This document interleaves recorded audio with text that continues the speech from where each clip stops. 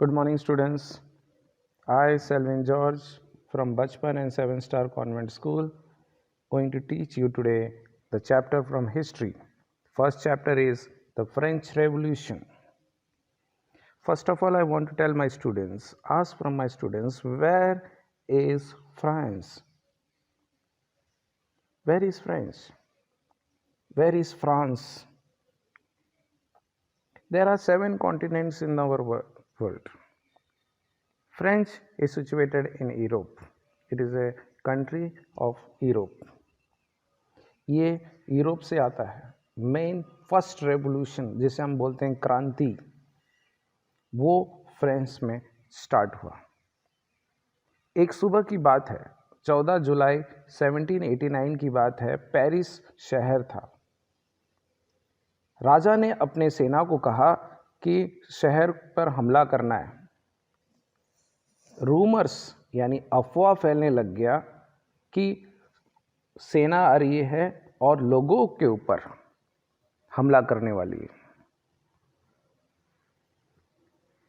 करीबन 7,000 लोगों ने, आदमी औरतें, वहाँ का एक टाउन हॉल करके एक जगह थी, वहाँ जमा हो गए और उन्होंने एक मिलिशिया बनाया. मिलिशिया मतलब सेना जो लोगों से बनाई जाती है, आम जनता बनाती है. उन्होंने हर गवर्नमेंट बिल्डिंग को ढूंढना स्टार्ट किया, सर्च करना स्टार्ट किया. दे वर सर्चिंग फॉर आर्म्स, हथियारों के लिए. जो मिला उन्होंने उठाया.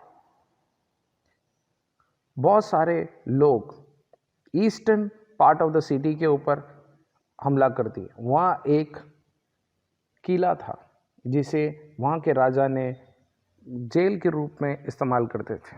उस किले का नाम था बेस्टाइल. और उन्हें लगा कि अंदर हमला अगर हमने कर लिए तो वहाँ बहुत सारा एम्युनिशन मिलेगा. एम्युनिशन का मतलब बहुत सारा हथियार मिलेगा, ताकि हम राजा के साथ, राजा के सेनाओं के साथ लड़ सकते हैं. तो उन्होंने हमला किया. वहाँ के कमांडर जो इंचार्ज था उसको मार दिया और वहाँ के कैदियों को आज़ाद कर दिया. वहाँ ज़्यादा कैदी नहीं थे, सिर्फ 7 जन थे, उन्हें भी उन्होंने आज़ाद कर दिया. वो लोग ने बेस्टाइल से इतना नफरत करते थे कि वो फोर्ट्रेस को तोड़ दिया उन्होंने, और थोड़े थोड़े जो हिस्से थे, पत्थर थे, वो अपने घर पे लेके जाके रखे और सोविनियर के रूप में रखे उन्होंने, यादगार के रूप में, कि ये इतना बेकार जगह हुआ करती थी राजाओं की. दूसरे ही दिन उन्होंने, इतने ही टाइम पे पता चला कि हर जगह पे लूटपाट होने लग गया, झगड़ा होने लगा, लड़ाई होने लगी कंट्री साइड में. कंट्री साइड का मतलब होता है गाँव में. धीरे धीरे ये हर जगह फ्रांस में फैलने लग गया और ये एक चेन ऑफ इवेंट्स था. और ये शुरू हुई यहाँ से फ्रेंच रेवोल्यूशन. हम फर्स्ट पॉइंट पे तरफ आते हैं. फ्रेंच की सोसाइटी किस तरह से लेट 18th सेंचुरी में था. आपको ये रीड करके आगे बताने के पहले बताता हूँ कि फ्रेंच की सोसाइटी डिवाइडेड थी 3 हिस्सों में. पहला नोबल्स, सेकंड थे क्लर्जी और थर्ड थे पीजेंट्स. नोबल्स के मतलब जो राजवंश था, उसे उनके रिलेटिव्स थे, उन सारे नोबल्स में आते थे.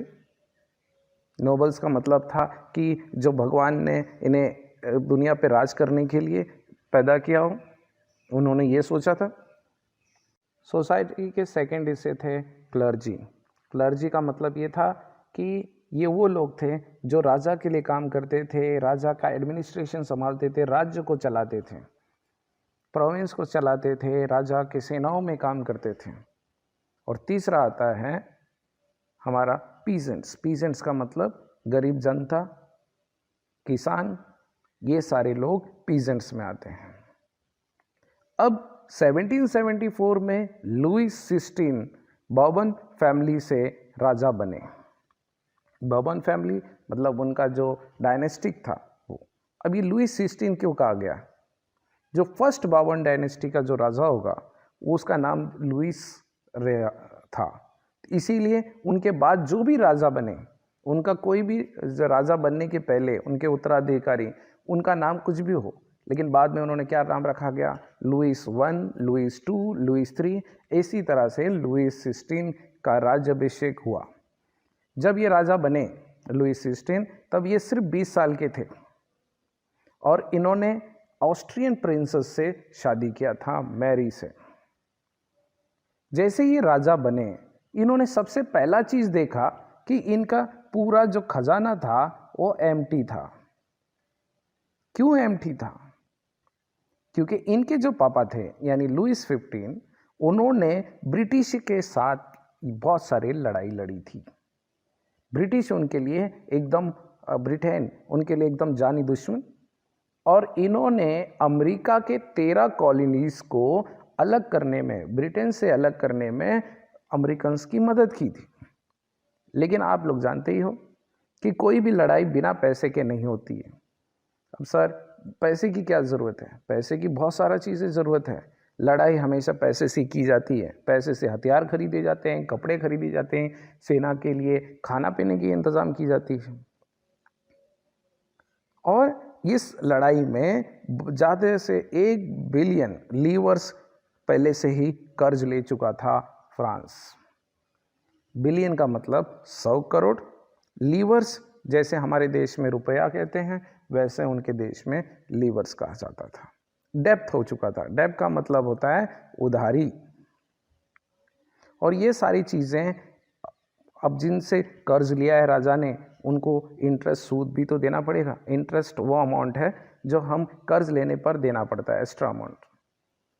और इनके पास इतनी आमदनी नहीं थी, जो आमदनी आती थी वो कर्ज चुकाने में, इंटरेस्ट चुकाने में चली जाती थी।